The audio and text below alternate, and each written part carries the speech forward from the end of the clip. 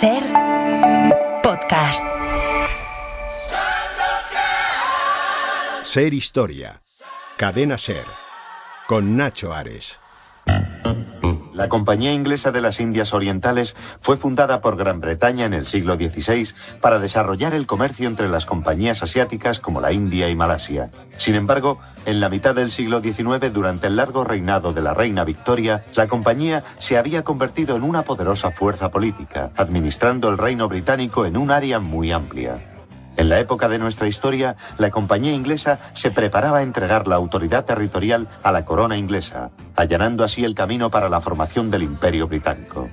Durante este periodo de transformación, hombres sin escrúpulos estaban dispuestos a utilizar cualquier método para adquirir los derechos de los ricos recursos naturales de estos países para sí e Inglaterra.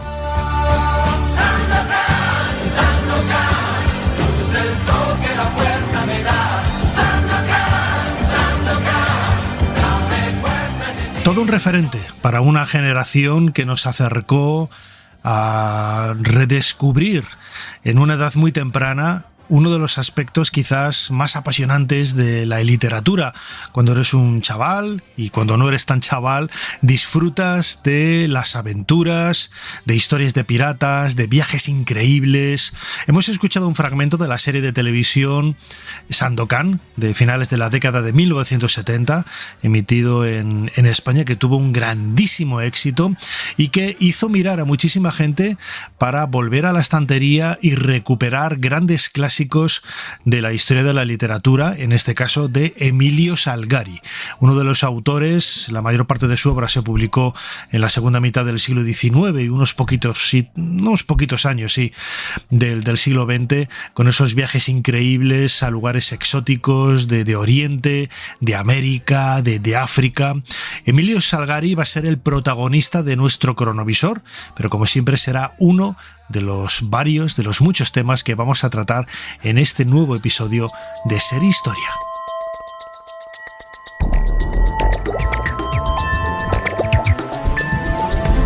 Bienvenidos a Ser Historia. Lo acaba de decir Sandokan, Emilio Salgari. Es un binomio que va de la mano, esa literatura de aventuras del siglo XIX que todavía hoy sigue teniendo pues mucho que decir, y prueba de ello es la cantidad de películas o de series de televisión que se hacen a tal efecto, recuperando las obras de Emilio Salgari. Él va a ser el protagonista del cronovisor de Jesús Callejo, pero como decía en la introducción, va a haber muchos más temas. Vamos a viajar a Egipto, a Luxor, a la orilla oeste, a la necrópolis de Drabo el Naga, porque en poquito tiempo se celebran los 25 años del proyecto Yehuti. Un proyecto que dirige José Manuel Galán, profesor de investigación del Consejo Superior de Investigaciones Científicas, y que nos va a traer aquí. Hablaremos también de magia con uno de los mejores magos que hay en España, sino el mejor, Jorge Blas, que tiene un espectáculo increíble estos meses en Madrid. Como siempre, soy Nacho Ares y les doy de nuevo la bienvenida a Ser Historia. Comenzamos.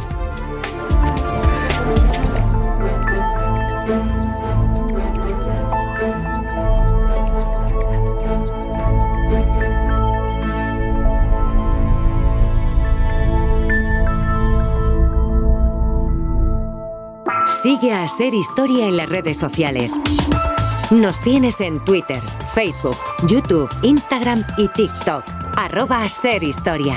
Y también puedes suscribirte a nuestra newsletter mandándonos un correo a serhistoria@cadenaser.com.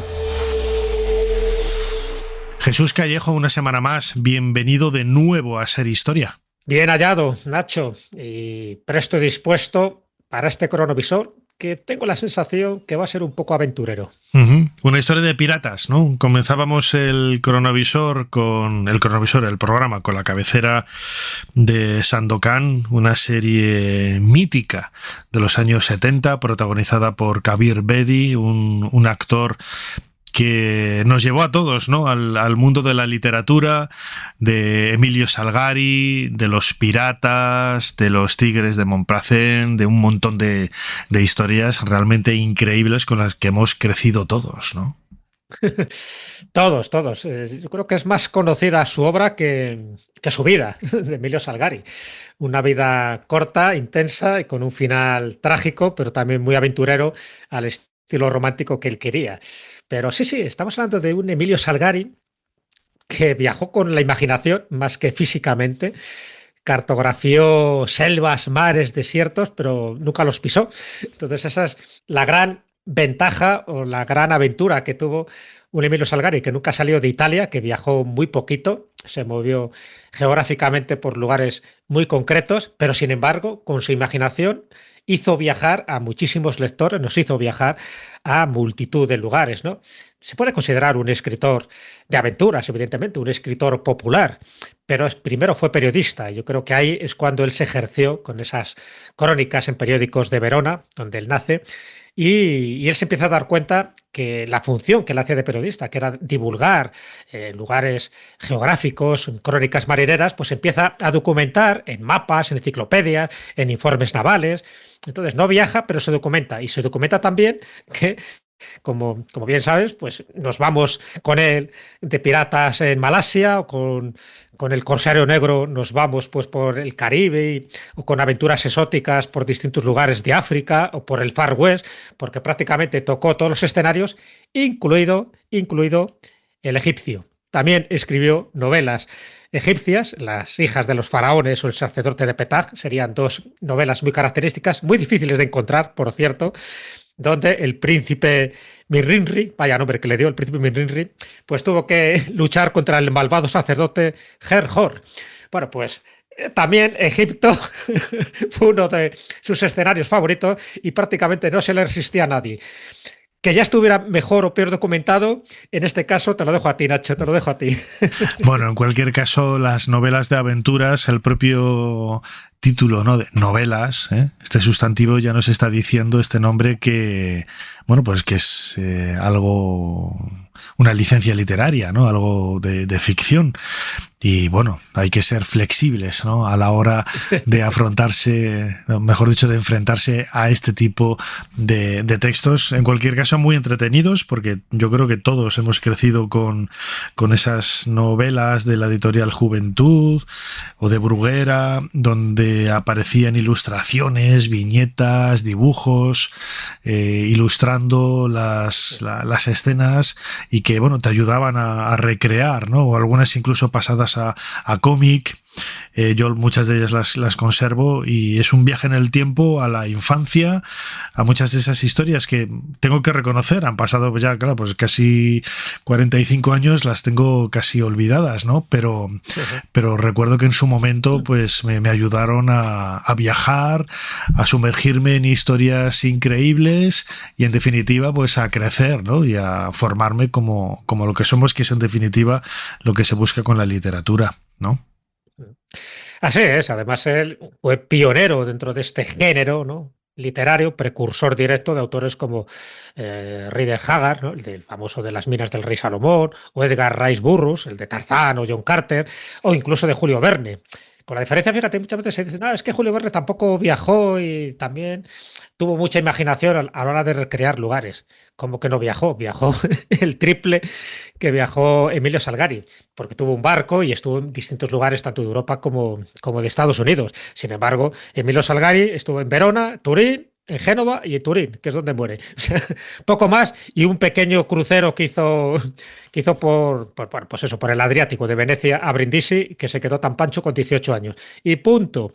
Pero es cierto que generó ese ímpetu por viajar y estimuló la imaginación de muchísimos lectores, y gracias a él, pues es verdad que nos entraron ganas de conocer a Sandokan o de conocer al Corsario Negro, a sabiendas de que efectivamente su imaginación iba muy por delante de los hechos reales. Pero aún así, y a pesar de que escribía a toda velocidad, a todo caballo, como se decía antes, aún así las descripciones son bastante exactas porque se documentaba francamente bien, a pesar de, ya digo, de no haber estado nunca en ninguno de los países que él cita. Bueno, pues vamos a adentrarnos en la vida de Emilio Salgari. Recordemos, nació en Verona en 1862 y falleció en Turín en 1911, creo que era. Sí. Y bueno, pues no llegó a los 50 años, falleció con 48, pero una vida realmente nutrida de literatura y un legado increíble. ¿Cuál es la fecha, Jesús Callejo, crononauta, que nos propones esta semana para viajar en el tiempo? Mira, la fecha es el 19 de abril de 1911.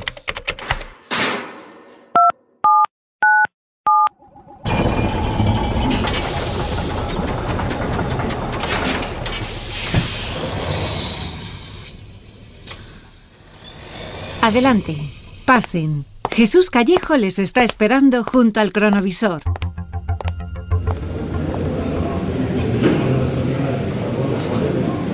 Jesús, por la fecha que nos has dado, quedan apenas 2 semanas para que Emilio Salgari fallezca. Intuyo, por el ambiente que hay, las figuras que nos rodean, que estamos en lo que antaño se llamaba un manicomio. Exactamente. Ahora lo llamaríamos un psiquiátrico, por entonces lo llamaban el manicomio de Colegno, que está situado muy cerca de Turín. Y hemos elegido esta fecha porque es cuando ingresan a su esposa, a Aida Perucci. La ingresan en este psiquiátrico porque bueno, ella ya había perdido sus facultades mentales y bueno, era el mejor lugar para que la pudieran atender de una forma decente. Pero claro, es que esto era como el punto y final de unos meses, unos años, donde él estaba pasando pues una cantidad de penurias, estaba en un estado de profunda depresión, físicamente no estaba muy bien, se le estaban juntando muchísimos problemas económicos con sus editores, que le estaban pidiendo más y más novelas precisamente para sufragar los gastos. Claro, entonces el que ya tuviera que ingresar a su mujer, de la que estaba profundamente enamorado, en este psiquiátrico, en este manicomio de Colegno, ya es como el punto decisivo dentro de esa espiral de desesperación que culminaría no 2 semanas después, sino 6 días después, ese 25 de abril de 1911, con un suicidio muy singular, ¿no? Haciéndose el harakiri. Pero claro, él por entonces tenía 4 hijos, que por cierto, luego te comentaré, porque es una saga bastante desastrosa, ¿no? Y bastante suicida, no solo de él, no solo de su padre, que también se suicidó, Luigi, no solo el intento de suicidio que tuvo Emilio Salgari, porque pensaba que se quedaba ciego y se arrojó sobre una espada para suicidarse, ya ves tú qué método más absurdo, y no lo consiguió. Pero claro, si tú le añades todo estas dificultades económicas, estos editores abusivos que le sometían a la escritura a un ritmo de producción extenuante, y luego la enfermedad de su mujer, ¿no? Cómo se iba degradando paulatinamente, que la tiene que ingresar en este manicomio, pues todo eso fue un detonante para que él decidiera tomar la decisión drástica que él tomó, que es irse a las afueras de Turín, a un bosque que él conocía y sus hijos conocían, y suicidarse pues de la forma que él pensaba que se debería suicidar uno de sus personajes literarios, que como sabes cogió un cuchillo, se hizo el harakiri, se abrió el vientre y luego se cortó también la yugular. Posiblemente su muerte durara horas, agonizando, porque no creo que fuera una muerte rápida, y de esta forma abandonó el mundo, eso sí, dejando antes unas cuantas cartas de despedida a los periódicos en los que escribía, a sus editores y, como no, a sus hijos. Cartas muy reveladoras porque indica claramente el proceso mental, el proceso físico y el proceso económico por el que él estaba pasando y que no vio otra salida que suicidarse, y sobre todo cuando tiene que ingresar a su mujer, Aida Perucci, por cierto, a la que llamaba Aida, en honor a la gran ópera de Verdi, la llamaba Aida, y cuando esto ocurre, él dice que ya sus días están terminándose. Eso sí, hace críticas a todo el mundo, diciendo que cómo puede ser que un escritor de su valía, de su riqueza literaria, llegara a la pobreza económica a la que él llegó. Entonces, esas pullas, y ahora te leeré algunas de esas misivas que dirige a sus editores, son pullas que han quedado un poco para la posteridad, diciendo que cuidadín con muchos editores que sometieron a esta disciplina tan salvaje y tan estresante a Emilio Salgari, y como consecuencia de lo cual no le quedó más remedio que extinguirse, como él decía, retirarse del mundo y de la forma, en fin, más dramática posible, que es hacerse ni más ni menos que el harakiri. Fíjate, estamos hablando de uno de los autores más prolíficos también y más importantes de la literatura del siglo XX, con esas novelas de aventuras que siempre han, bueno, pues dicen, bueno, pues novela juvenil, novela para chavales, pero la gente mayor que la leía disfrutaba más que los chavales, ¿eh? Porque son aventuras, en definitiva, historias para todos los públicos, además en un ambiente en el que, bueno, no se parece en nada a cómo se rige también hoy el mundo editorial en la actualidad, en donde no había ese cobro de derechos de autor, sino que en ocasiones había contratos draconianos, que era un poco lo que sufrió el pobre Emilio Salgari, ¿no?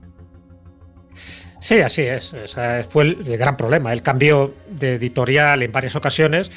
Él ganaba, pues eso, unas 4.000 liras, que eran pues prácticamente nada, ¿no? 4.000 liras anuales. Y con eso pues no tenía pues para solventar los mínimos gastos, y menos cuando encima tienes una mujer enferma que había que darle pues muchísimos cuidados y muchísimos medicamentos. De hecho, cuando va a la última editorial, a Benporal, una editorial de Florencia, le suben hasta 8.000 liras anuales, pero aún así no llega a cubrir, ya te digo, este tipo de gastos. Así que él tiene que, pues eso, que escribir a matacaballo, escribir a una velocidad de pirata. Prácticamente se sabe que escribía entre 15 y 20 páginas al día, sin borradores y prácticamente sin correcciones. Y claro, y el editor le apremiaba, oye, venga, que me tienes que entregar la próxima novela, que lo tenían firmado por contrato. Entonces hay una anécdota diciendo que un editor contó que cuando Salgari estaba retrasando, ¿no?, la entrega de su novela, le mandan un mensajero a casa y cuando está llamando a la puerta, como sabe Salgari, que es un mensajero de la editorial, le está diciendo: dígale al editor que estoy matando piratas, que espere un poquito más. O sea, a ese ritmo escribía, y eso es lo que pues le hacía que sus novelas al final no estuvieran todo lo depuradas que sería menester. Pero bueno, sí es cierto que para sus hijos era un auténtico héroe, porque claro, como no hacía más que escribir aventuras por todo el mundo, sus hijos cuentan o pensaban que su papá tenía un barco escondido en algún muelle de Verona, y que gracias a eso, cuando los hijos estaban dormidos, él viajaba por Borneo, por Malasia, por el Caribe, y escribía estas novelas. O sea, que los hijos estaban dentro de ese mundo fabuloso que también era inculcado por su padre, ¿no? Y también se dice que utilizaba una espada para pensar, ¿no? Salgari tenía una espada oriental, posiblemente fuera un krismalayo, que la tenía colgada en su estudio, y entonces cada vez que se atascaba escribiendo, que no le venía la inspiración, que no estaban las musas disponibles, la descolgaba, la blandía un rato, como si fuera un niño jugando, y en ese momento volvía al manuscrito y seguía escribiendo. En fin, ese era Emilio Salgari, que es verdad que tenía hábitos y manías muy peligrosas, y eso también le condujo a una mala salud. Fíjate, la Fundación Mafre hace unos años hizo un encuentro con escritores, con autores, titulado Recordando a Salgari. Vamos a escuchar, si te parece, Jesús, a David Torres, que es escritor, guionista, hablando un poco de ese exotismo que fluye de la obra de Emilio Salgari, esas descripciones de Oriente tan exóticas que en la segunda mitad del XIX pues cautivaron tanto a muchísimos cientos de miles de lectores, y que caracterizaron un poco la obra de Emilio Salgari. Creo que históricamente el pirata, la figura del corsario, del pirata, que no es exactamente lo mismo, ¿no?, porque el corsario está a sueldo de la corona inglesa, ¿no? Pero yo creo que los ingleses, eran muy listos, necesitaban de alguna manera darle una buena publicidad, una buena propaganda a la figura del corsario, ¿no? Yo recuerdo un día una conversación con Luis Alberto de Cuenca, que es un enamorado de todos estos temas, y recuerdo que estábamos hablando con otro amigo y él hablaba de la Marina Española y de la grandeza de la Marina Española. Entonces Luis Alberto decía: ya, pero es que la Marina Española, con perdón, era un coñazo. Se pasaban el día rezando, estaban todo el día ahí. Dice, mientras que los ingleses, claro, la imagen que nos han dado los ingleses, justo yo creo que es... hay un libro que quizá es la obra maestra, junto con La Isla del Tesoro, que es de Defoe, ¿no?, que es que se llama Historias de Piratas, ¿no?, que es una recopilación de piratas auténticos, y donde él, anticipándose un par de siglos a Borges, metió piratas falsos, metió 2 o 3 biografías de piratas falsos, ¿no? Pero ya ahí claro, estaba Defoe ya está finales del 18, está en puertas del romanticismo. Yo creo que la figura del pirata donde realmente surge es en el poema de Byron, ¿no? En El Corsario, el poema de Byron, que luego aquí lo trasplantó muy bien Espronceda y hizo los versos más famosos de la literatura española, ¿no? El pirata es exactamente la imagen de la libertad, es la imagen de la rebeldía, es un poco la figura más punky de la literatura, ¿no? Podríamos decirlo así.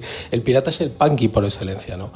Yo solamente con leer el fragmento de la aurora boreal voy a romper una lanza por el Salgari escritor. Creo que el tipo capaz de describir una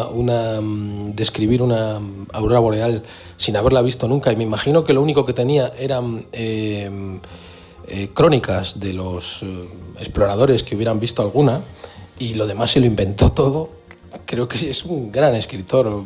Otra cosa es que efectivamente es una literatura pues muy de... efectivamente, en primer lugar estaba unido a un contrato editorial terrible, tenía que escribir a toda leche y muchas de esas escenas, pero claro, yo creo que un gran escritor es justo el que hace un mundo, el que inventa un mundo, ¿no? Y es curioso porque yo, por ejemplo, trabajé muchos años en una librería de viajes y recuerdo que la guía de la India, el tipo había escrito la guía de la India diciendo que yo siempre he estado enamorado de la India por Sandokan. Y claro, decías, pues Sandokan en Malasia. Pero eso demuestra hasta qué punto da igual. Hasta qué punto da igual el Oriente que se inventó Salgari es maravilloso. Es un Oriente totalmente de fábula, ensoñado, y realmente cuánta gente no viajaría realmente a Oriente solamente buscando a Sandokan y a la perla del Agua, ¿no?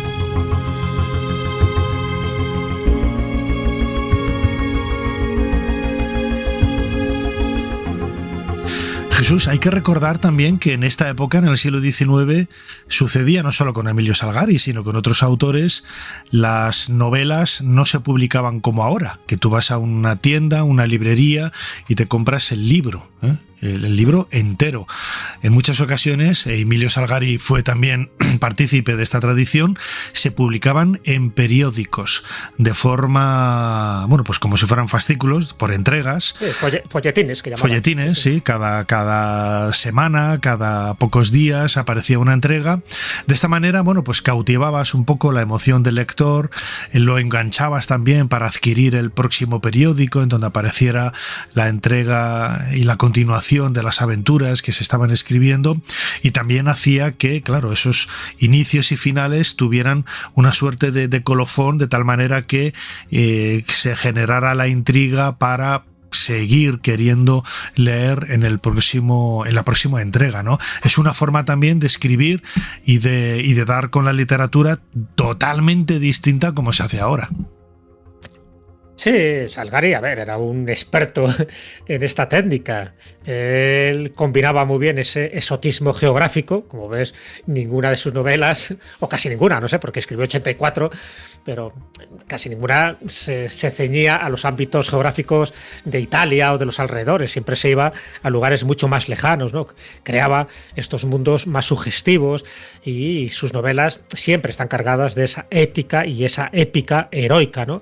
¿Por qué? Porque sus personajes, sus protagonistas, luchan por la justicia, por la amistad, la venganza, el amor, y siempre dejaba esa tensión narrativa que continuaba, ¿no? Sus capítulos siempre terminaban con un gancho para que el lector se enganchara rápidamente a la siguiente novela o al siguiente folletín. Es verdad que él no fue de folletines, fue más de novelas terminadas, pero sí que hacía novelas con series, es decir, que continuaba el personaje. Por ejemplo, toda la saga de Sandokan son 11 novelas, ni más ni menos, o sea, que de una forma o de otra sí que van un poco continuando. Y ahí entra un poco en esos ciclos, ¿no? Ciclos novelísticos, porque tiene el ciclo de Piratas de Malasia, 11 novelas, por supuesto con Sandokan, ¿no? Con el tigre de Malasia. Por cierto, inspirado Sandokan en un personaje español, en Carlos Cuarentoni Fernández, en un personaje que nació en Cádiz y que le sirvió de inspiración para este pirata Sandokan. Y si quieres luego te cuento algún dato más de este Carlos Cuarentoni Fernández. Luego está el ciclo de Piratas del Caribe con el Corsario Negro, en fin, con este Emilio Rocanegra. Luego está el ciclo de los piratas que van a las Bermudas, pues otro ciclo ahí de 3 novelas. Pero luego tiene aventuras por todos los lugares, por África, por la India, por China, por los 2 polos, aventuras en el Far West, ni más ni menos que 3 novelas, Egipto, como te comentaba, El Capitán Tormenta, etcétera, etcétera. Todas ellas siempre con ese ritmo, con esa tensión, con esas aventuras y siempre dejando ese pozo de heroicidad, ¿no? Que el protagonista lucha bien por venganza, porque se la han jugado, porque hay muchos malos a los que matar, pero siempre desde un punto de vista heroico y un punto de vista de la nobleza, ¿no? Que es un poco lo que representa Sandokan, y por eso gustó tanto y por eso el ciclo de los piratas de Malasia gustaron tanto, ¿no? Porque, claro, tiene sus amores, tiene también su épica y, como no, tiene todo tipo de ingredientes para que las novelas, para que el ciclo de Sandokan entusiasmara a muchísimas personas. De hecho, se han hecho más de 35 películas basadas en obras de Salgari, más de 35, y la mitad prácticamente dedicadas al Corsario Negro o a Sandokan.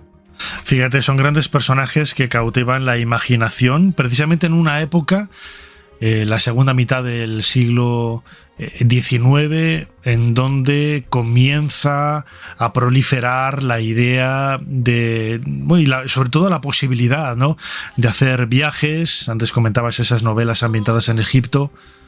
El hecho de que empiecen a haber cruceros, empieza a haber hoteles en muchos lugares para poder realizar viajes de turista, de simples y llano solaz, para poder disfrutar de estos lugares, bueno, pues de una forma totalmente entretenida, ¿no? No por trabajo, no por nada, sino para disfrutar como turistas, ¿no?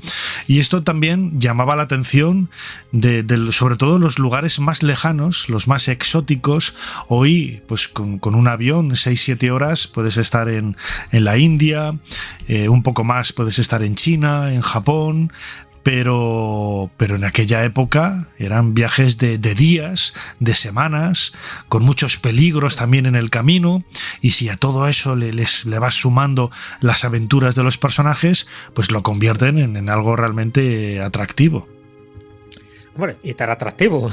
Ahí están esas 84 novelas y cientos de relatos, de cuentos, que él también escribió, muchísimos. Ya te digo que escribía a una velocidad inusitada. Aún así, no es el autor más prolífico de los que tenemos constancia, porque muchos de ellos, estamos hablando del escritor de aquel momento que, a pesar del éxito que obtuvo, él fue pobre de solemnidad. De hecho, él se suicida porque no puede pagar los gastos y porque se da cuenta de que está como un poco degradado por su propio país, ¿no? Como que no le reconocen sus méritos. Él se siente decepcionado, se siente dolido, y eso que fue nombrado caballero por la reina Margarita de Italia. O sea, que a pesar de todo, a pesar del éxito popular que tuvo, el dinero no le llegaba para nada. Eso sí que marca un poco la trayectoria trágica de muchos escritores. Acuérdate lo que decía Larra, ¿no?, nuestro querido Mariano José de Larra, que escribir en España es llorar.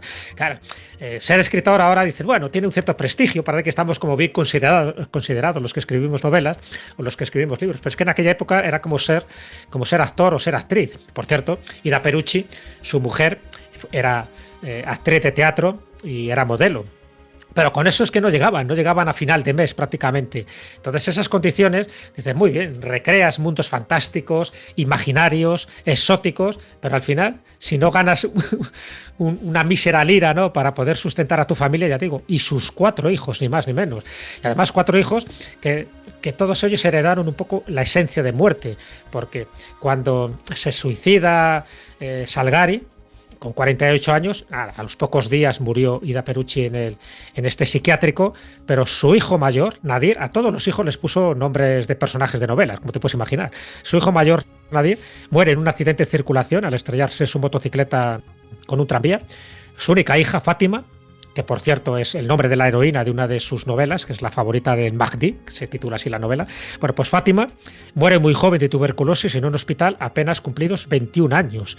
Su hijo Romeo quiso matar a su mujer disparando contra ella, un ataque de celos que le dio, y luego se suicidó en 1931. Tenía 33 años Romeo cuando se suicida. Y su hijo pequeño, Omar, que es el que continúa la saga de su padre, porque escribió más de 40 libros de aventuras, siempre inspirado en esos mismos ambientes, al final se lanza a la calle desde una ventana en su casa de Turín y muere con 63 años. Y su bisnieto, Emilio Salgari, en 1984, que era una persona psicótica, intentó suicidarse. Es decir, que de alguna manera ese estigma de Salgari continuó también con sus hijos, y esas esencias de muerte, posiblemente mamadas, ¿no?, desde su infancia y su juventud, pues también les obligaron a tomar decisiones drásticas en los momentos que ellos lo pasaron mal. O sea que, como ves, Salgari sí que dejó continuidad, porque tuvo muchos negros que imitaron y plagiaron su estilo, pero también su familia sufrió un poco las consecuencias de esas penurias, o por lo menos de ese destino trágico de la vida. Y he vuelto a leer a Salgari. He leído Los Tigres de Montparnasse, que es una de las pocas obras que he encontrado publicada, porque bueno, estos libros ya son difíciles de encontrar. Y bueno, la verdad es que me lo he pasado genial. Y me ha hecho mucha gracia porque a mí, que me gusta muchísimo Verdi y que he trabajado en él, escribí una biografía y me conozco sus óperas muy a fondo, es curioso lo parecido que es la historia o las historias que cuenta Salgari con las historias absolutamente melodramáticas que contaba Verdi, ¿no? Qué pena que Verdi no haya hecho una ópera sobre Los Tigres de Montparnasse. En Los Tigres de Montparnasse, que creo que es la segunda novela de la serie de Sandokan, Sandokan se enamora de una joven inglesa, pero no puramente inglesa, es italo-inglesa. No sé si ustedes lo han leído, lo recuerdan, y entonces, bueno, pues ella también se enamora de él, entonces él va a secuestrarla y todo gira en torno a la lucha entre los ingleses malos, en este caso, y los piratas buenos, y la lucha por Sandokan conseguir llevarse con él a esta mujer, cosa que al final consigue Lady Mariana, ¿no? Entonces, las escenas de amor entre estos dos personajes, el arrebato romántico absoluto que viven, ¿no? Como ella cae en brazos de él, pálida y con el corazón latiéndole fuerte, y él siente que pierde el control de su vida y está dispuesto a abandonar todo lo que siempre ha perseguido y lo que tanto ha amado por estar con ella. Bueno, es un arrebato amoroso, no romántico, yo diría que incluso posromántico, y además por época, por fecha, es más bien posromántico, tan exagerado, tan extraordinario, que, insisto, me ha recordado muchísimo a Verdi, y he pensado, qué pena, hombre, qué pena que Verdi, pues no sé si llegaría a conocer o no, porque hay un tiempo durante el cual son coetáneos, no sé si llegaría a conocer las historias de Salgari, pero hubiera hecho una gran ópera, por lo menos con este libro que yo acabo de releer, con Los Tigres de Montparnasse, y esa historia de amor absolutamente inverosímil, pero ocurre como con la ópera, ¿no? Es decir, es tan inverosímil que ya no te importa la inverosimilitud, te dejas atrapar por la historia, entras en ese juego, decides creértelo absolutamente, y vives con esos personajes pues toda la aventura, y te dejas llevar por sus emociones, por sus pasiones, por sus miedos y sus esperanzas, ¿no?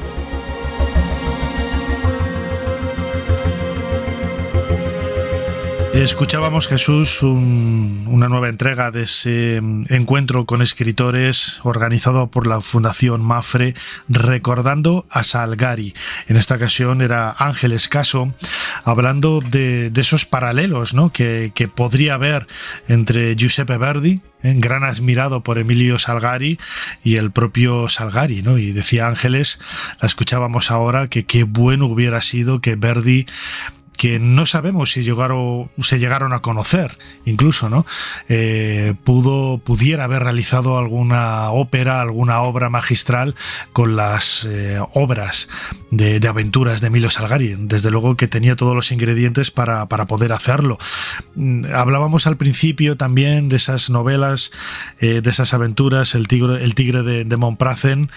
La figura principal es Sandokan, ¿no? En los años 70, Televisión Española emitió, yo creo que fue en el 77, ya 78, la serie de televisión de la RAI, un éxito rotundo. Ese capítulo con el famosísimo salto del tigre que tenemos todos en la cabeza, como Sandokan salta y arrebata la vida al tigre, en una escena que la ves ahora y ha envejecido muy mal, pero muy, muy mal. En aquel momento, que solamente lo podías ver una vez, porque se emitía una vez, no había forma de recuperarlo a través de redes sociales o de YouTube o volverlo a ver en la plataforma digital, pues todos teníamos idealizado el salto de Sandokan, que sirvió para chistes, sirvió para todo, ¿no? Se utilizaba, joder, vaya salto que ha dado, parece el de Sandokan, ¿no? Pero el personaje como tal es un personaje entrañable. Kabir Bedi, él ha envejecido mucho mejor, el actor, lo ves ahora, es muy mayor, tiene casi ya 80 años, pero le ves, digo, joder, es el mismo Sandokan de siempre, y es uno de esos iconos, ¿no? En nuestra parte casi más personal aquí en España de la cultura popular infantil y juvenil, pero también uno de esos grandes personajes de las novelas de Salgari. ¿Tú te acuerdas del salto de Sandokan, no? Sí, hombre, el famoso salto del tigre, que también tiene connotaciones eróticas, pero desde luego, no vamos a entrar en esos detalles, ¿no? Alguno lo ha intentado desde el armario y se ha moñado. Sí. Y se ha quedado castrati. Total. Pues Sandokan, es verdad que yo creo que posiblemente junto con el Corsario Negro sean los dos personajes más emblemáticos dentro de todas las sagas de novelas que escribió Emilio Salgari. Claro, es que fíjate, un poco el contexto. Sandokan, el tigre de Malasia, es que era un príncipe malayo. Es despojado de su trono, pues ya sabes, los colonialistas británicos que llegan allí, y él pues se convierte en pirata y dice, pues venganza, pido venganza. Y esa venganza y esa justicia es lo que le hace meterse en mil aventuras. Pero claro, es un personaje muy carismático, es muy valiente, es un feroz guerrero, es un líder, el líder de este grupo de piratas que se llaman los Tigres de Montparnasse. Y luego además le acompaña siempre un alter ego por ahí, un poco su Sancho Panza, que en este caso es Yáñez de Gomera, un aventurero portugués, que es el consejero, que es el compañero inseparable, donde está pues en todas las aventuras, en Borneo, en Malasia, en Labuan, en Sulu. En fin, está representando esta figura romántica, pues todos los ideales de esa figura romántica, el héroe rebelde, el noble, el apasionado, el trágico. Recuerda que en Los Tigres de Montparnasse, que sería la primera novela que da inicio a este ciclo, una novela de 1896, es donde se enamora de la perla de Labuan, que es Lady Mariana, una mujer británica guapísima, es la perla de Labuan. Ya, por lo tanto, si le faltaba un ingrediente, pues ya tienes un amor romántico también, que luego continúan Los Piratas de Malasia, en Los Dos Tigres, en fin, hasta 11 novelas, ni más ni menos. En Los Dos Tigres, por cierto, aparecen los malvados Tug de la India, que son los adoradores de la diosa Kali. Y esto recuerda un poco una de las películas de Indiana Jones, donde sabes que también hay toda una especie de sacrificio ritual donde los Tug están. Pues yo creo que se inspiran, como no, en esta novela Los Dos Tigres de Emilio Salgari. Y como te decía antes, Sandokan, que mucha gente no lo sabe, está inspirado en Carlos Cuarterón y Fernández, un tío que nació en Cádiz, fue un poco de todo, porque fue un aventurero, fue buscando perlas, se hizo rico, tortugas de Carey, se hizo rico, exploró el mar de China, estuvo en la isla de Borneo, estuvo en el archipiélago malayo, estuvo cartografiando, en fin, territorios inexplorados, y eso lo dejó por escrito. Y Emilio Salgari conocía la obra de este Carlos Cuarteroni, que por cierto al final se hizo misionero, se hizo un monje trinitario y fue prefecto apostólico en Labuan, en Malasia. Entonces, bueno, se sabe que la vida de este personaje muy poco conocido, de este gaditano, que él muere además también en Cádiz en 1880, pues le sirvió, porque es que juntaba un poco todas esas características de Sandokan, porque Cuarteroni fue también comerciante, fue marítimo, fue explorador, fue cartógrafo, fue antiesclavista. De hecho, él compraba esclavos cristianos en manos de piratas malayos para luego liberarlos. O sea que la misión apostólica que tuvo Carlos Cuarteroni fue increíble e inspiró, como no, a Emilio Salgari. Así que ahí dejamos también ese dato y esa conexión. Como ves, ya hemos hecho la conexión con Egipto, pero también la conexión con España, en este caso no con León, pero sí con Cádiz. Desde luego, es un personaje increíble, la figura de Sandokan, como decía antes, con la que hemos crecido todos. Recomendamos siempre, hay mucha gente ahora que dice, no, bueno, yo conozco Spider-Man, Iron Man, Thor, todos esos personajes porque he visto la peli. No, hay que ir a la fuente original, hay que leer los cómics, hay que leer las novelas, en este caso Emilio Salgari. Las películas están muy bien, pero las novelas son brillantes, muchísimo más entretenidas que las películas. Y bueno, pues es lo que queríamos hacer también un poco aquí, aparte de descubrir la biografía un tanto turbulenta de Emilio Salgari, nacido en 1862 y fallecido en 1911, pues uno de los grandes autores de las novelas de aventuras del siglo XIX. Jesús Callejo, crononauta, como siempre, muchísimas gracias una vez más por habernos ayudado a hacer un poquito más de historia. Pues nada, ha sido un placer como siempre, y el hecho de que Emilio Salgari fumara 100 cigarrillos diarios, en fin, tampoco le ayudó mucho. Desde luego. Un abrazo, hasta la semana que viene. Un abrazo.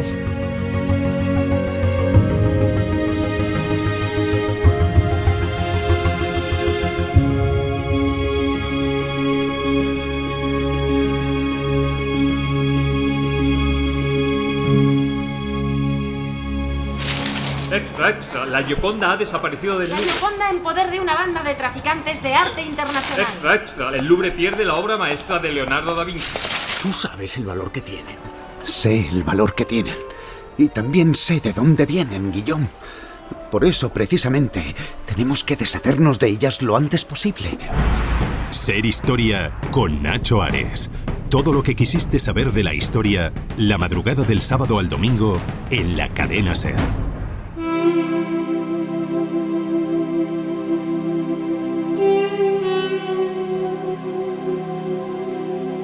Nadie entra en una tumba sin propósito.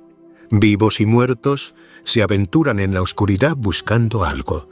Unos persiguen el conocimiento, otros la fortuna, la belleza o la fama póstuma, pero todos dejan su rastro. Lo cierto es que una necrópolis no es un lugar de reposo donde el tiempo se detiene. En su abrasada piel y sus entrañas tenebrosas pervive como en ningún otro lugar un tejido de vidas paralelas y cruzadas que hablan de esplendores y despojos. La urdimbre de esa tela es el tiempo, que en el antiguo Egipto se cuenta en milenios, y lo es todo, porque no hay vida sin acción, y no hay acción sin tiempo.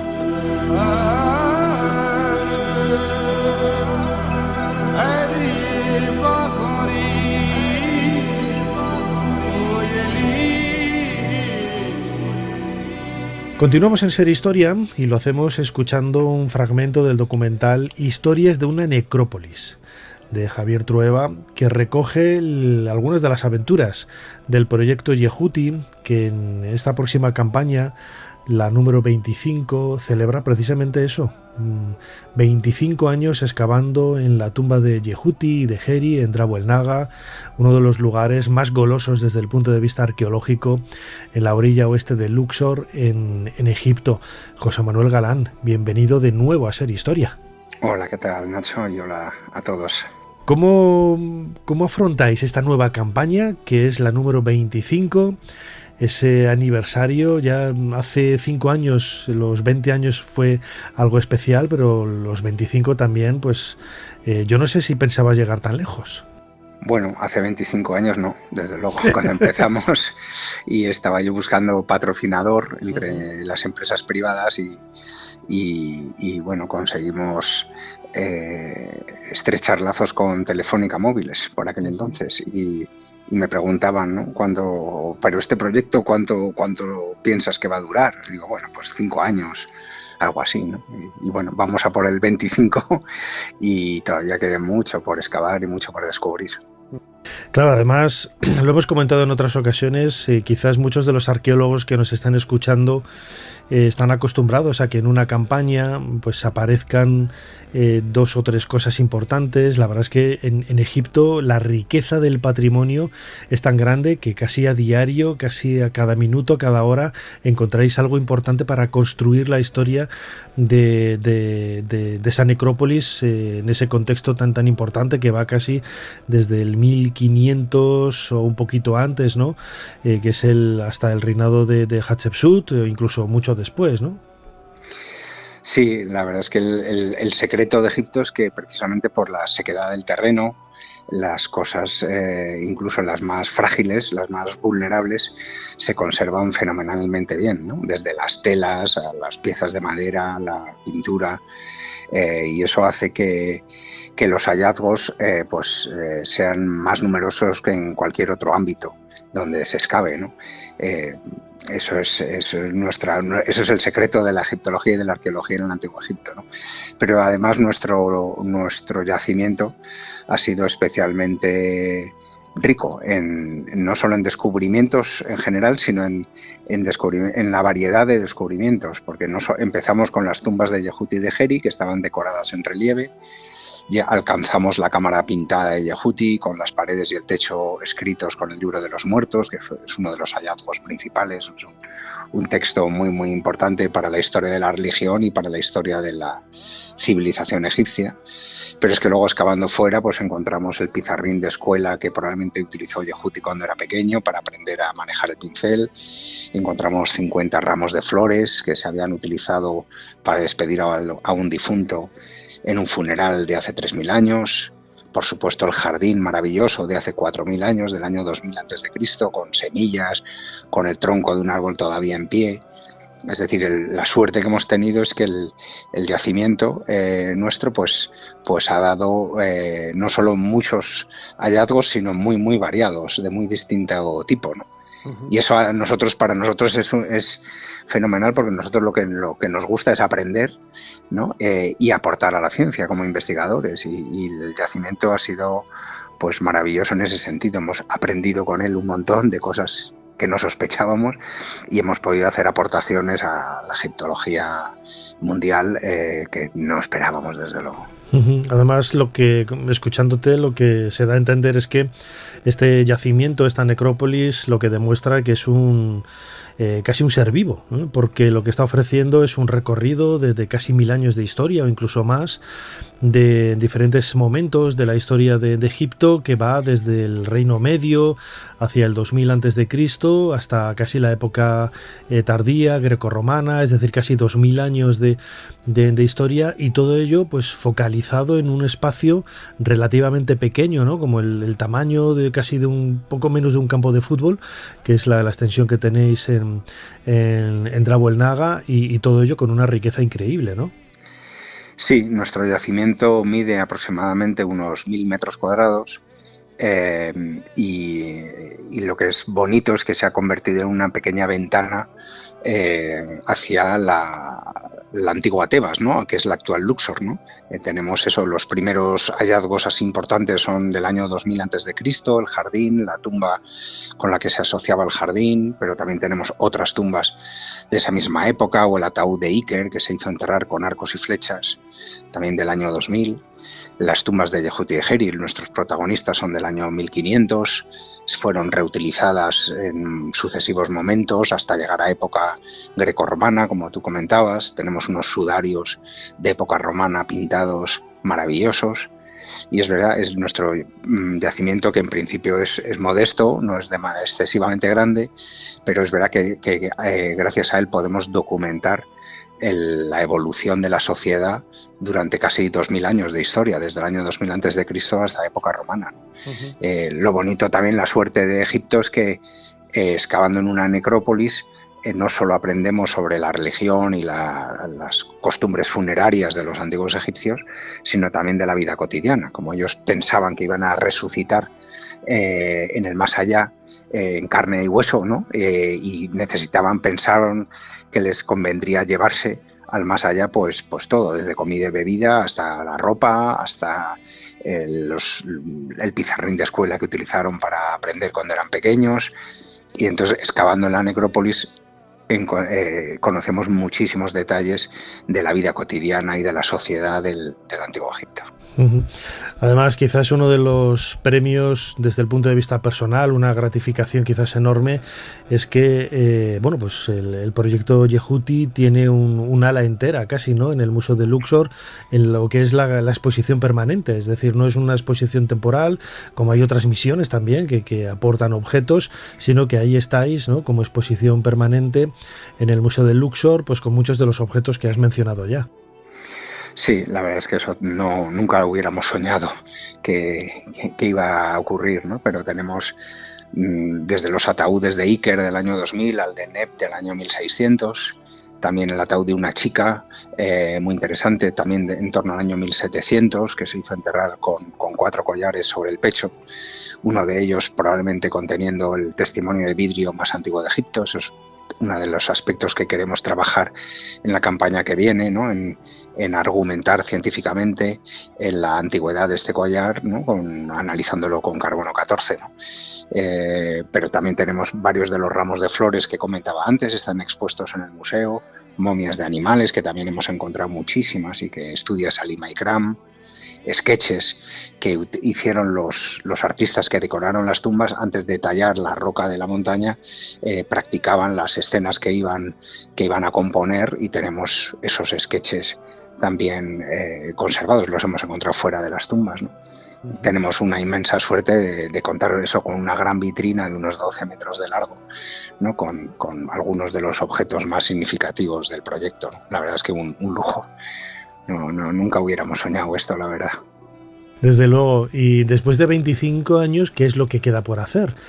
¿Cómo afrontáis esta nueva campaña? Aparte de siempre, muchísimas misiones arqueológicas, tenéis un común denominador, ¿no? Que es el entusiasmo del trabajo, pero también la necesidad económica. Ahora vamos a hablar de ello, pero desde el punto de vista arqueológico, ¿cómo afrontáis esa nueva campaña? ¿Qué es lo que vais a hacer? Bueno, en cuanto a la excavación propiamente dicha, vamos a seguir excavando arriba de la montaña. Por ahora hemos estado excavando sobre todo al pie de la colina, donde hemos sacado a la luz capillas de adobe y pozos funerarios en torno al año 1600 a.C. Y lo que hemos ido sacando a la luz era un poco anárquico. Los pozos estaban orientados de formas que no encontrábamos muy bien el sentido de la necrópolis, ¿no? Hasta que de repente caímos en la cuenta que una de las capillas de adobe, junto con su pozo funerario, en realidad estaban perfectamente orientadas a una pirámide, se conserva solo a la base, de un rey de la dinastía XVII en torno al año 1600 a.C.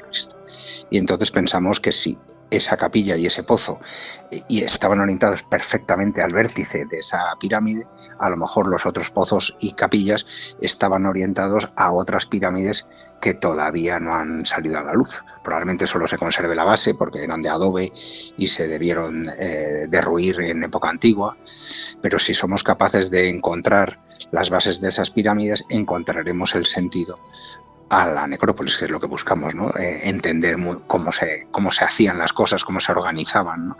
En este caso, cómo era el urbanismo de la necrópolis. Entonces vamos a seguir a excavar en la montaña, donde tenemos indicios de que debe haber al menos 2 pirámides de 2 reyes de la dinastía XVII.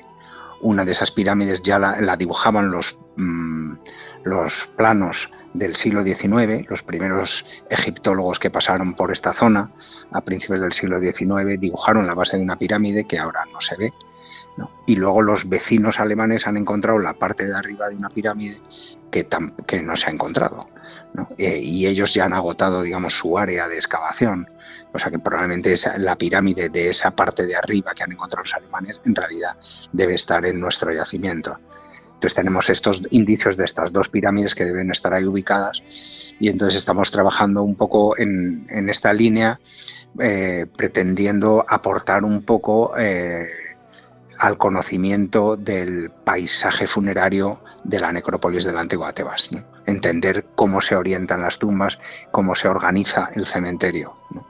Antes lo comentábamos desde el punto de vista arqueológico. La propia tumba de Yehuti y la tumba de Geri, que son vecinas, están abiertas al público desde hace unos años. Hace pocos meses los reyes de España estuvieron visitando la orilla oeste de Luxor, ¿no? Y tuviste la oportunidad de mostrarles estas tumbas que yo, bueno, pues junto con Carmen Ruiz, que es miembro del equipo, la epigrafista del equipo, cuando llevamos grupos a Egipto, siempre les enseñamos, bueno, se los enseña, mejor dicho, Carmen, el interior de las tumbas, y tú me preguntas a veces, ¿no? ¿Pero a la gente le gusta? Digo, que es que, José Manuel, es que son una pasada.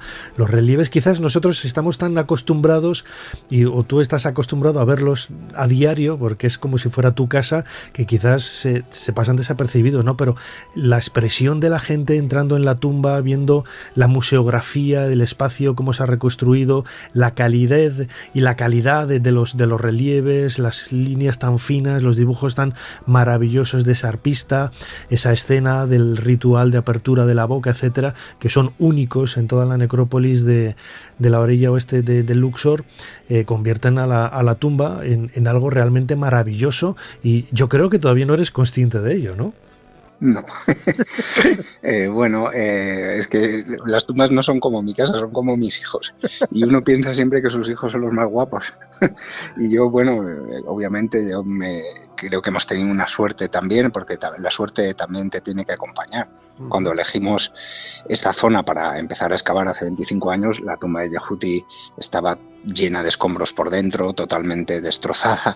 La de Geri ni siquiera no se veía la entrada, había que reptar para acceder dentro y estaba también llena de escombros. Y bueno, yo me lancé a tratar de excavar y restaurar estos dos monumentos. Y la verdad es que ahora es verdad que son maravillosos como se ven, gracias a los restauradores. Tenemos un equipo de restauradores que son fenomenales, tanto los españoles como los egipcios. El arquitecto Nacho Forcadell ha hecho un trabajo sensacional de musealización de los monumentos, junto con Joan Ibars, Carlos Cabrera. La verdad es que, bueno, lo bonito de nuestras tumbas es que tienen muchas historias que contar. O sea, son estéticamente bonitas, atractivas, pero son como libros de historia abiertos, ¿no? Como un abuelo sentado en un banco en la plaza de un pueblo, ¿no? Que tiene un montón de historias que contar, ¿no? Pero claro, yo soy consciente que no soy objetivo, ¿no? Y a veces digo, pues a lo mejor no son tan bonitas como yo creo, no son tan interesantes, ¿no? Y bueno, necesito una confirmación de otras fuentes, ¿no? Yo creo que sí, además hay tumbas más bonitas que las nuestras, mejor conservadas, pero las nuestras es verdad que cuentan unas historias muy especiales, ¿no? Yehuti fue supervisor del tesoro bajo una de las pocas mujeres que reinó como faraón en el Antiguo Egipto. Su vecino Geri también sirvió bajo una mujer, la reina Madre Ajotep. Es decir, son dos personas que vienen en un contexto histórico muy especial, ¿no? Excavando fuera hemos encontrado también historias de mujeres muy interesantes, como mencionaba antes, la chica que se hizo enterrar con 4 collares, uno de ellos con el testimonio más antiguo de vidrio. Muy interesante también porque debía ser de clase media alta o más bien alta, y sin embargo su ataúd se dejó sobre el suelo. ¿Por qué se dejó sobre el suelo y no dentro de una tumba? Bueno, o sea, es verdad que nuestro yacimiento y nuestros monumentos tienen muchas historias que contar, ¿no? Eso es lo que vamos a intentar hacer en una exposición el año que viene. Es lo que te iba a preguntar, ¿no? Porque estáis preparando en el Museo Arqueológico Nacional. El otro día veíamos en las redes sociales el vídeo que grabaste junto a Tutu, el perrete mascota de la misión arqueológica del proyecto Yehuti, que precisamente nació allí en Luxor junto a las tumbas, y es un proyecto en el que estáis trabajando desde hace ya meses y que vais a afrontar con mucha ilusión, ¿no? Para celebrar esos 25 años del proyecto Yehuti. Sí, en noviembre del año que viene, en noviembre de 2026, inauguraremos una exposición dedicada al proyecto Yehuti en el Museo Arqueológico Nacional de Madrid, y la idea precisamente es eso, es contar las historias, contar cómo es el trabajo arqueológico en Egipto, los principales hallazgos que hemos realizado en estos 25 años. También mostrar el nexo que hay entre el Antiguo Egipto y nosotros hoy en día, porque hay muchas cosas de nuestra cultura, de nuestra forma de ser y de actuar, que se remontan al Antiguo Egipto, ¿no? Desde por qué llevamos flores a los difuntos hasta la idea del juicio final, los objetos de aseo que parecen de hoy en día, las cuchillas de afeitar y los botecitos de cosmética, ¿no? Muchas cosas hay en común entre el Antiguo Egipto y nosotros, ¿no? Y eso es un poco lo que queremos contar en la exposición, ¿no? Será sobre todo basado en fotografías, en vídeos, en 3D, también tenemos un poquito de inteligencia artificial para reproducir en color cómo sería la tumba de Yehuti. Yo creo que va a ser muy didáctica y muy de cuentacuentos, muy de historias, ¿no? Que es lo que a mí también me gusta, ¿no? los objetos son bonitos, son atractivos, pero en realidad lo bonito es la historia de cada uno de esos objetos y de cada uno de esos monumentos. Antes lo comentaba también, como todos los proyectos, no solamente es necesario el entusiasmo de los comandantes y de los capitanes que lleváis liderando este proyecto desde hace 25 años, que quizás es la parte más importante, sino también la parte científica, la parte de la restauración y todo ello desde el punto de vista económico, como siempre, bueno, pues tiene sus problemas, ¿no? Hay una forma de poder ayudar, ¿no?, al proyecto en Yehuti, que es a través de la página web, donde se pueden hacer sus donaciones y donde se puede descubrir también ese museo virtual. Yo creo que es la mejor página de un proyecto arqueológico me atrevería a decir, de Egipto seguro, y me atrevería a decir también que del mundo arqueológico mundial, en donde, bueno, pues todo ello, ¿no?, redunda un poco en la importancia de este trabajo, pero José Manuel, como siempre, es necesario el dinero, ¿no es así? Bueno, gracias por los piropos a la página web. Sí. La verdad es que cuesta mucho trabajo. Carmen también colabora, es una pieza importante y básica en la construcción de la página web. Bueno, sí, efectivamente en la página web, en la portada, arriba del todo a la derecha, hay un botón a través del cual se pueden hacer donaciones, porque a pesar de los 25 años que llevamos allí excavando y de los hallazgos, de abrir las tumbas al público, de que los reyes han venido a vernos y todo eso, pues seguimos teniendo problemas de financiación. Tenemos la suerte de que nos copatrocina Técnicas Reunidas y la Fundación Palarc. El Ministerio de Cultura también de vez en cuando nos da algo de financiación, pero es verdad que el proyecto es caro. Somos un equipo de 30 personas que viaja a Egipto por casi 2 meses. Ahí contratamos a 100 trabajadores egipcios más o menos y claro, todo ello pues lleva su coste, ¿no? Y bueno, como digo, a pesar de los patrocinadores que tenemos y de la ayuda del Ministerio de Cultura, etcétera, pues seguimos necesitando ayuda, ¿no? Y por eso tenemos ese botón en la página web, que es proyectoyehuti.com.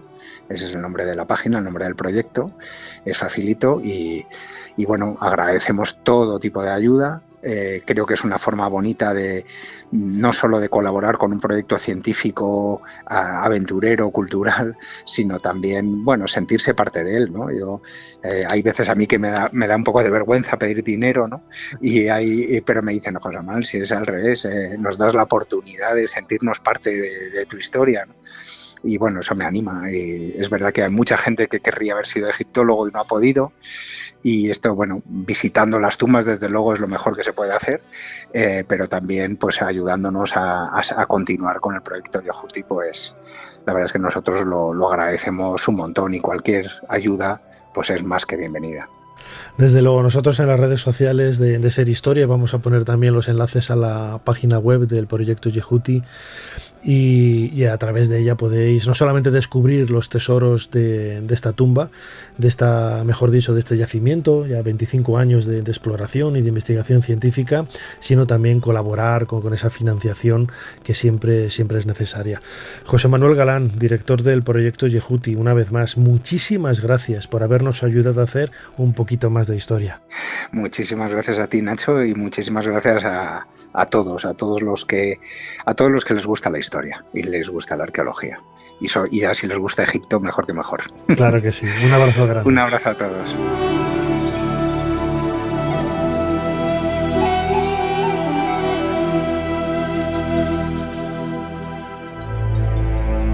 Me han llegado rumores en el harén de que Ramsés está intentando apartarte de la sucesión al trono y colocar en tu lugar a tu hermanastro. Si es así, se confirman mis sospechas más sombrías, algo que no estoy dispuesta a consentir. El viejo Ramsés no es consciente del peligro que corre. Ser Historia con Nacho Ares. Todo lo que quisiste saber de la historia, la madrugada del sábado al domingo en la cadena SER. Conquistar y dominar la ley de la gravedad constituye la base de muchas ilusiones mágicas, pero no hay ilusión más famosa que el legendario truco indio de la cuerda. La magia de la India. Pasen y vean, señoras y señores, comprueben cómo la mano es mucho más rápida que la vista. Los misterios y secretos mágicos de los magos indios callejeros han fascinado a los magos de todo el mundo desde hace muchísimo tiempo. Ninguna colección de trucos de ilusión estaría completa sin el siempre presente encantador de serpientes. ¿Cómo lo hacen? ¿Quién lo sabe? Quizá se trata de un caso de hipnotismo o quizá las serpientes reaccionan al sonido de la flauta. De cualquier manera, resulta increíble. Los orígenes del truco indio de la cuerda son inciertos. Aparecen muchas variaciones y explicaciones basadas en una historia concreta que siguen confundiendo a los magos actuales.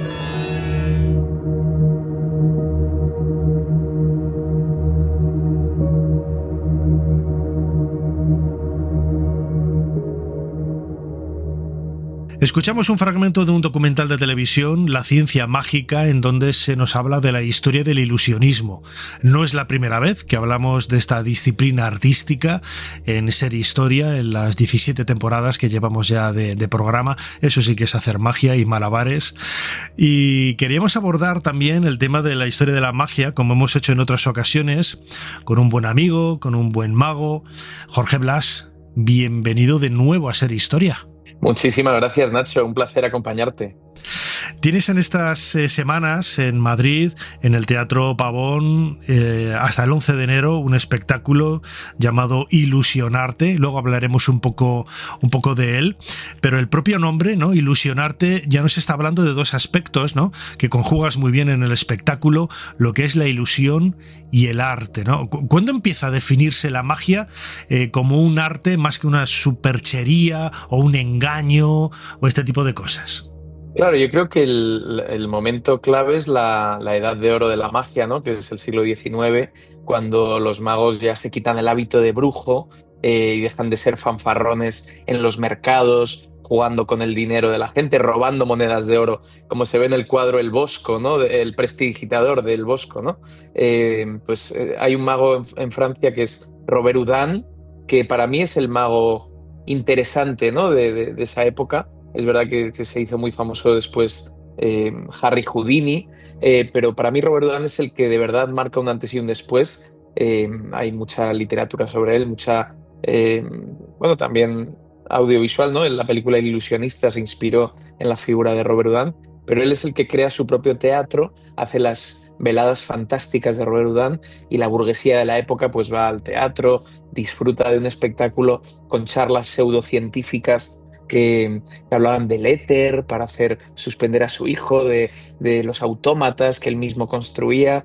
O sea que para mí es una figura que de verdad cambia el rumbo de la magia. Por eso los ilusionistas lo conocemos como el padre de la magia moderna. Claro, la historia de la magia, como bien te dices, el siglo de oro, pues comienza en el XIX, la época dorada, mejor dicho, en el siglo XIX, pero va mucho más atrás, ¿no?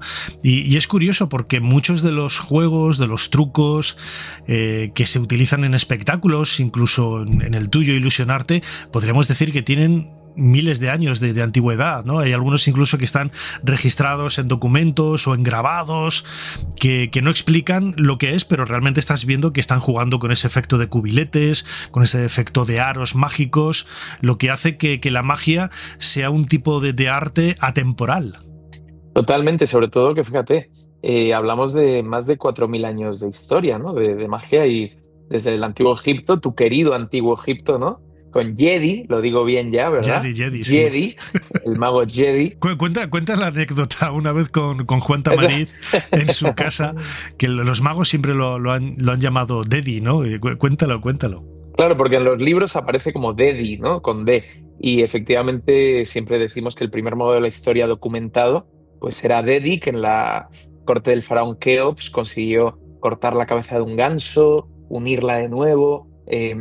Muchas hazañas, ¿no? También de faquirismo, creo que era capaz de tomarse no sé cuántos bocadillos, ¿no? No sé cuántos panes, que bueno, fíjate, pues en la época sería una hazaña increíble, ¿no? Y él, pues la verdad es que siempre lo conocíamos como Dedi, pero hay un momento que cenando con Nacho y con el propio Juan Tamariz, Juan decía, que es nuestro querido maestro, decía, el mago Dedi, y entonces tú le corregiste, dijiste, no, Juan, dice Jedi. Dijo, no, Dedi. Digo, no. Y yo recuerdo que dije, Juan, haz caso a Nacho, que él es egiptólogo, si te dice Jedi, es que se dice Jedi. Sí. Claro, es un personaje que aparece en ese papiro Westcar, pues hace casi 4.000 años, como bien dices, y marca un poco el inicio. Sin embargo, lo veíamos, ¿no?, en esa parte del documental de la cuerda india, aunque seguramente está inspirada también en otro tipo de juego que ya se hacía en la antigua China. Oriente, ¿no?, parece ser la cuna de todo este tipo de espectáculos, ¿no? Pues yo creo que sí. De hecho, había una gran tradición, ¿no?, de utilizar parafernalia, de utilizar cajas decoradas con elementos orientales. Yo creo que era muy, en la época, pues eso, muy exótico, algo que llamaba como del lejano oriente, ¿no? Y los magos, incluso siendo ingleses o de otras nacionalidades, se vestían de oriental, y eso fascinaba a los públicos de su tiempo, ¿no? A mí me gusta mucho estudiar la historia, como sabes, de magos y bueno, pues todos, la verdad es que desde Fu Manchu, fíjate, que era David Bamberg, mago argentino, pero que su personaje era oriental, a mucha gente, ¿no? O sea, es que al final Chun Ling Su, ¿no?, el mago inglés que falleció con la bala atrapada. Por cierto, te voy a dar una primicia. En el Festival Internacional de Magia que haremos en febrero del año próximo, que es el 16º, la 16ª edición, vamos a revivir el juego de la bala atrapada en la boca, que hizo tan famoso a Chun Ling Su de forma fatídica, porque falleció con ese truco, pero vamos a hacerlo. Un mago belga que se llama Aaron Crow va a presentar esa magia en directo.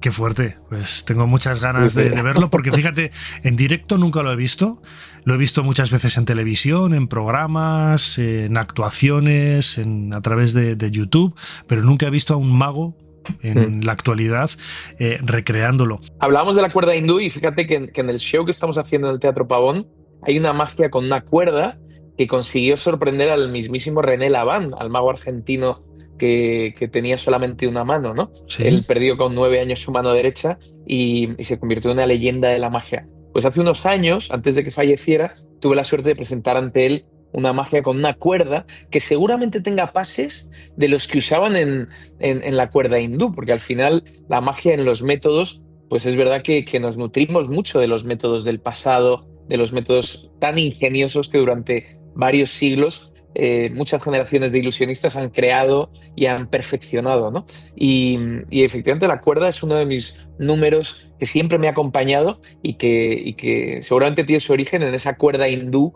que fascinaba a los viajeros europeos que iban a Oriente y decían, bueno, he visto algo increíble, ¿no? Uh-huh. Antes lo decías, eres un entusiasta de la historia de la magia, de leer biografías, libros, recordando un poco esa etapa dorada, siglos pasados, ¿no? Sobre todo en el siglo XIX. Aparte de la figura de Juan Tamariz, que todos sabemos que es como tu gran maestro y tu referente, ¿qué otros magos de esa época dorada a ti te gustan especialmente?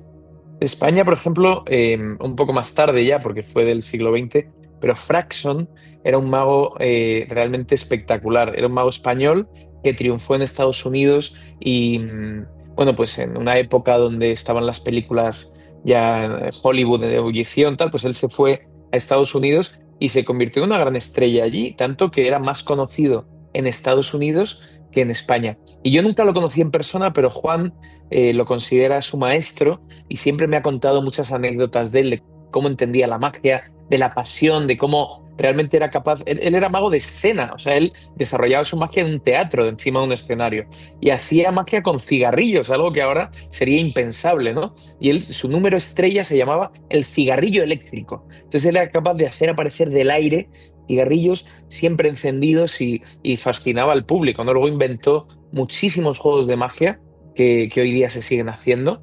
La desaparición de la radio, la aparición de una paloma, ese mítico, pues fue una idea de Fraxon, cómo crear a través de un pañuelo de seda una paloma, ¿no? Y dar forma y dar vida a que aparezca un ser vivo, ¿no?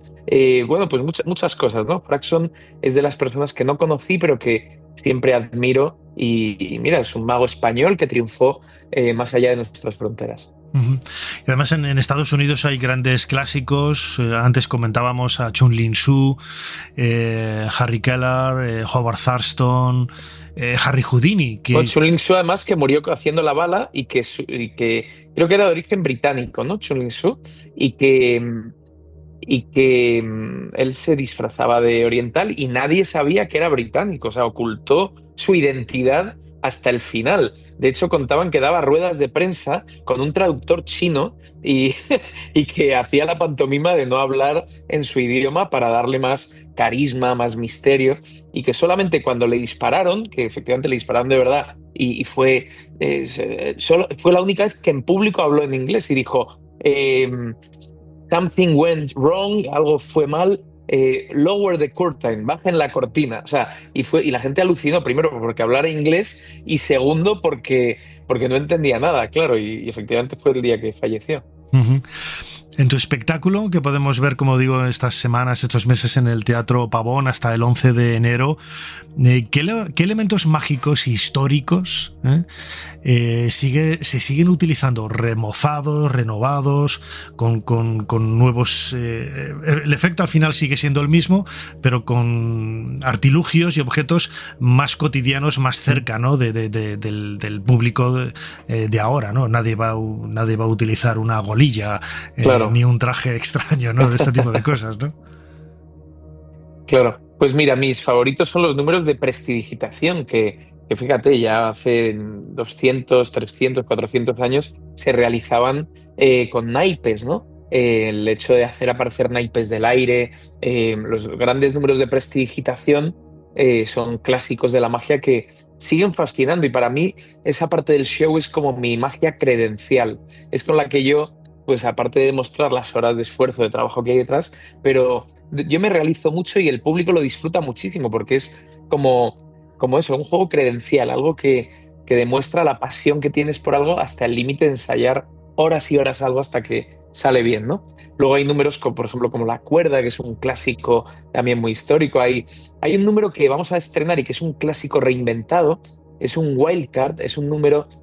los juegos de wildcard quiere decir pues como que las cartas se transforman a la vista del público, pero vamos a hacer una magia especial dedicada a una persona cada día distinta del teatro, y esa persona va a vivir una emoción increíble porque vamos a hacer algo con unas cartas que van a desvelar cosas muy emocionantes y muy sorprendentes para esa persona. Entonces estamos trabajando en magia clásica pero reinventada, con la presentación, con la puesta en escena, con las proyecciones audiovisuales que ahora nos permiten mostrar lo que hacemos hasta la última fila del teatro y que pueda ver la magia como si estuviera en primera fila, ¿no?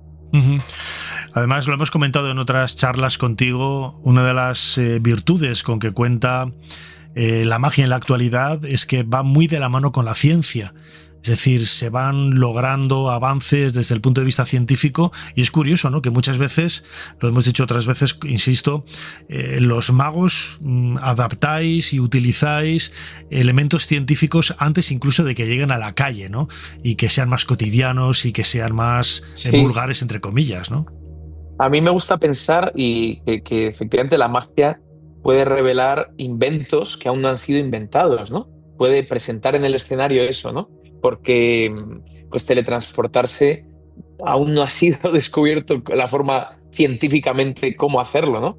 Es un imposible, pero con la magia se puede recrear y se puede crear esa sensación. En el show hay un número en el que utilizo un dron y hablo de las empresas que venden productos por internet, y es una magia que de alguna manera habla de esa ciencia que avanza y que lógicamente saben cosas de nosotros sin que nos demos cuenta. Hay algoritmos que predicen tendencias, que continuamente estamos expuestos, más con los teléfonos móviles, ¿no? Pero hay una magia inspirada en ese mundo de la información, de los datos y de anticiparse a lo que alguien va casi a pensar o a decidir, ¿no? Y yo creo que estamos en ese mundo ya. La tecnología va a un ritmo a través de la IA, a través de un montón de cosas que no llegamos a entender y bueno, pues que por un lado nos facilita la vida, pero por otro se asoma un peligro inminente que hay que estar muy atentos, ¿no? Uh-huh. Uno de los comunes denominadores que tiene el arte, el trabajo de muchos magos, como decías ahora, es conseguir lo increíble, ¿no? Quizás yo hace pocas semanas estuve en Nueva York, me recomendaste una tienda de magia, Tannen's, fui allí y me encantó, ¿no? Con todo lo que hay. Como buena ¿Viste las tienda... Mystery Box, verdad? Sí, las sí, Mystery sí. Box, que es bueno, de hecho, el creador de la serie Perdidos dedicó una charla TED a la Mystery Box de Tannen's, ¿no? Y dijo que era como su gran influencia para crear Perdidos, la serie más mítica de la televisión, la primera gran serie, ¿no? Uh-huh. Sí, sí. Y como sucede con muchas tiendas de magia, no están en la calle, no tienen escaparate en la calle, sino que tienes que adentrarte en un portal, buscar un piso y tal. Fue mágico buscarlo porque yo no sabía, yo me imaginaba que hay algunas que tienen su salida a la calle y otras no, pero siempre seguimos con ese ámbito, ¿no? del secretismo. Pero la magia, en realidad, lo que está haciendo es recrear lo imposible, que quizás es lo más mágico y lo más maravilloso, algo que el ser humano ha intentado buscar desde el principio, ¿no? La mujer cortada, estás eliminando, matando a una persona, pero al mismo tiempo le estás devolviendo a la vida, ¿no? Que ya lo hacía Jedi en ese papiro Westcar, cortando la cabeza de una oca, colocando la cabeza en una esquina del salón de Keops y el cuerpo en otro, lanzar unos ensalmos y automáticamente tomar el cuerpo y la cabeza los unía y volvía a la vida, ¿no? Todos esos elementos, la magia en realidad es un poco hacer lo imposible. No, y tiene ese simbolismo que decías, que al final, a través de la magia, pues al espectador le llega un simbolismo muy fuerte. Por ejemplo, el hacer aparecer dinero, pues es el cuerno de la abundancia al final, es deseable, es algo fascinante, ¿no? Y que nos permite, pues, soñar, abrir una ventana a que hay determinadas cosas que pensamos que son imposibles, pero a través de la magia se consiguen materializar y bueno, pues por eso yo creo que es tan emocionante vista en directo, ¿no? Que cuando estamos en el teatro, aparte varias generaciones de pues un chaval, un niño pequeño, pero su hermano mayor y su padre y su abuelo, pues todos de pronto tienen una experiencia que es similar en su punto, ¿no? Porque viven esa emoción de lo imposible en la realidad y eso no se olvida, ¿no? El hecho de cortar a una persona por la mitad, que es la muerte y la resurrección, o el hacer que algo se teletransporte, o multiplicar el dinero, o hacer que esas cosas, pues claro, desde luego son emociones muy fuertes, ¿no? Emociones muy fuertes son las que podemos vivir en Ilusionarte, en el Teatro Pavón de Madrid, hasta el próximo 11 de enero, un espectáculo muy, muy recomendable. Jorge Blas, amigo, como siempre, muchísimas gracias una vez más por habernos ayudado a hacer un poquito más de historia mágica, pero historia desde luego. Muchísimas gracias, Nacho. Larga vida a Ser Historia.